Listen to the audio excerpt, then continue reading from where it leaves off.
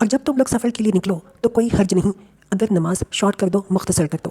وَإِذَا ضَرَبْتُمْ فِي الْأَرْضِ فَلَيْسَ عَلَيْكُمْ جُنَاحٌ أَن تَقْصُرُوا مِنَ الصَّلَاةِ۔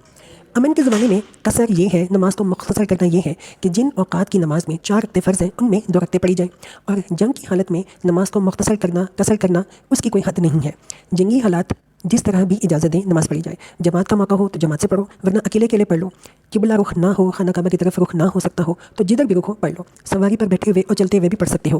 رکوع اور سجدہ ممکن نہ ہو تو اشارے ہی سے پڑھ لو۔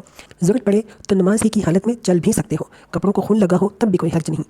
ان سب آسانیوں کے باوجود اگر ایسی پرخطر حالت ہو کہ کسی طرح نماز نہ پڑھی جا سکے تو مجبوراً نماز کو مؤخر کیا جائے، ڈیلے کیا جائے، جیسے کہ جنگ خندق کے موقع پر ہوا۔ اس بات میں اختلاف ہے کہ سفر میں صرف فرض پڑھے جائیں گے یا سنتے بھی۔ نبی پاک کے عمل سے جو کچھ ثابت ہے وہ یہ کہ آپ سفر میں فجر کی سنتوں اور عشاء کے وتر کا تو التزام فرماتے تھے، یعنی لازمی پڑھتے تھے، مگر باقی اوقات میں صرف فرض پڑھتے تھے۔ سنتے پڑھنے کا اہتمام آپ سے ثابت نہیں ہے۔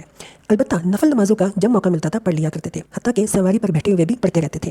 اسی وجہ سے حضرت عبداللہ بن عمر نے لوگوں کو سفر میں فجر کے سوا دوسرے اوقات کی سنتیں پڑھنے سے منع کیا ہے، مگر اکثر علماء سنتے چھوڑنے یا سنتے پڑھنے دونوں کو جائز قرار دیتے ہیں اور اس عمل کو بندے کے اختیار پر چھوڑ دیتے ہیں۔ حنفی علماء کہتے ہیں کہ مسافر جب راستہ طے کرا ہو تو سنتے نہ پڑھنا افضل ہے، اور جب کسی مقام پر منزل کرے، اسٹے کرے، اترے اور اطمینان بھی حاصل ہو تو سنتے پڑھ لینا بہتر ہے۔ کچھ علماء کہتے ہیں کہ جس سفر میں نماز کو مختصر کیا جاتا ہے، جس سفر میں قصر کیا جا سکتا ہے، وہ سفر اللہ کی راہ میں ہونا چاہیے، جیسے جہاد، حج، عمرہ یا علم حاصل کرنا۔